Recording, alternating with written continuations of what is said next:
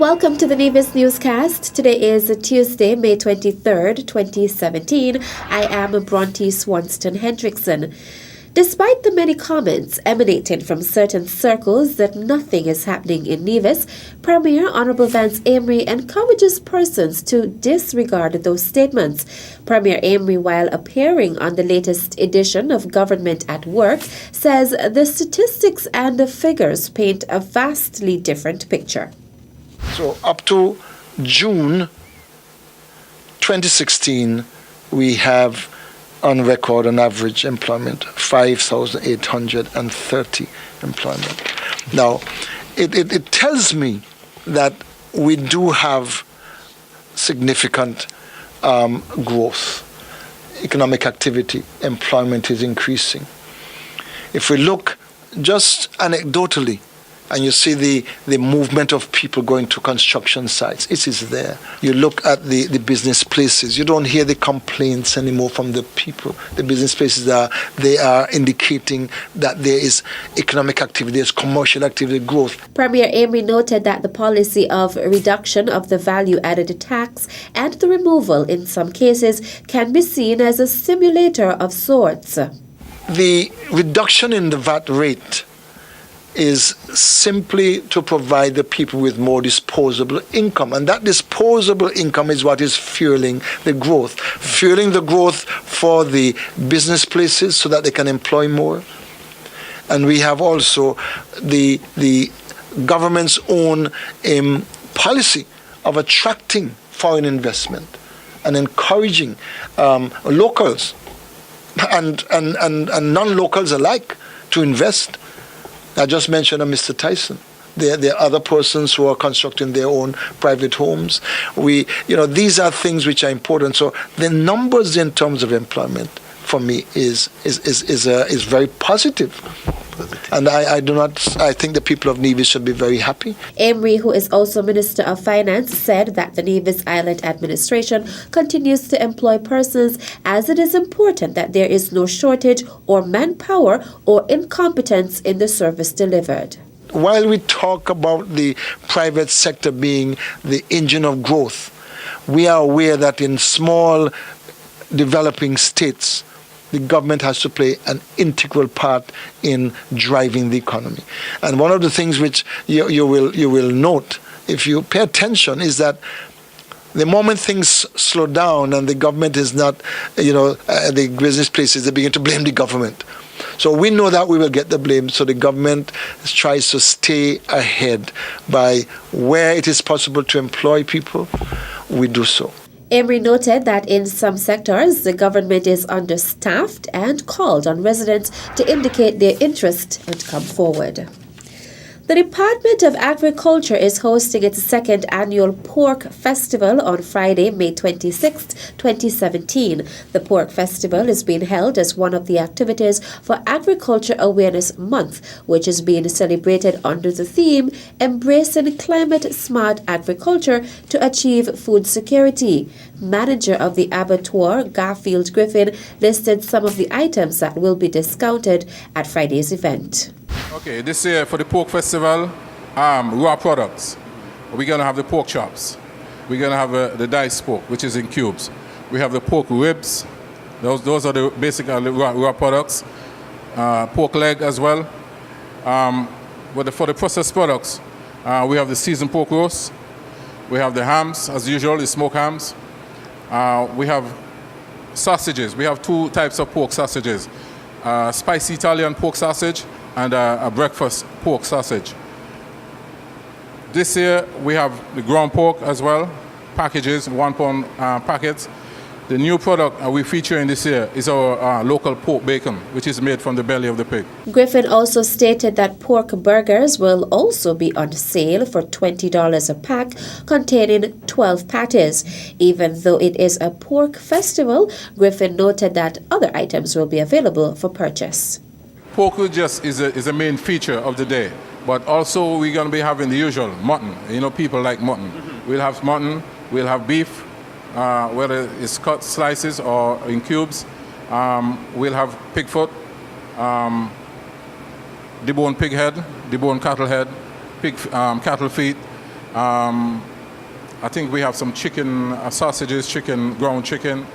Most of the products that we carry here, but the main feature would be the pork products. He invited persons to support the event. Well, I'd just like to invite the general public, the whole populace, come out on Friday, Pork Festival, Charlestown, next to in the square. The products, the raw products, the quality of the products, excellent product. You cannot beat this product. Like I said, most of our processed products will be discounted. We even willing to have further discount if necessary. So please, we're asking for your support. Just come out and support us, please. The Department of Agriculture will be partnering with the Department of Community Development in the hosting of this event. The Pork Festival begins at 9 a.m. and will take place at the DR Walwood Plaza in Charlestown. The Royal St. Christopher and Nevis Police Force has reiterated its appeal for persons in the community to share any information they may have in the case of missing teen Liana Napoleon, a 17-year-old student of the Bastille High School, BHS. The most recent call came from the head of the Violent Crimes Unit VCU, Inspector Mackie Smith, and Constable Lindita Powell of the Special Victims Unit SVU, who participated in a press conference on Monday, May 22nd, that was organized by the Ministry of Education to increase public awareness about the missing student and appeal for assistance for her safe return.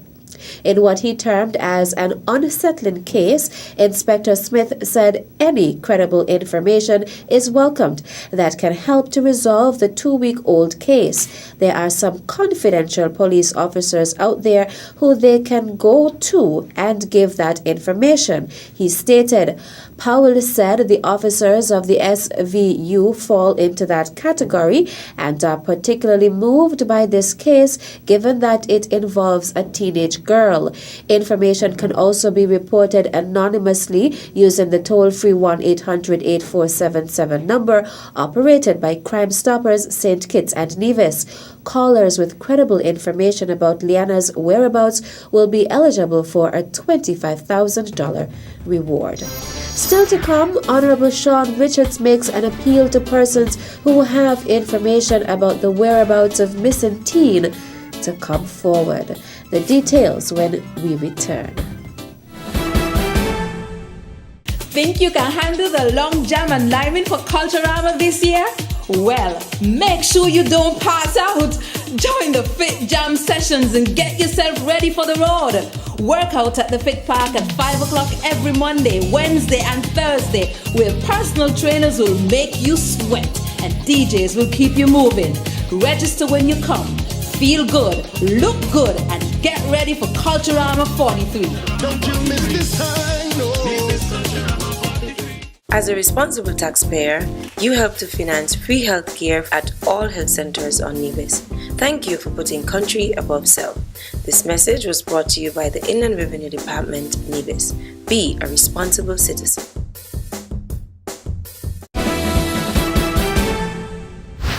Welcome back.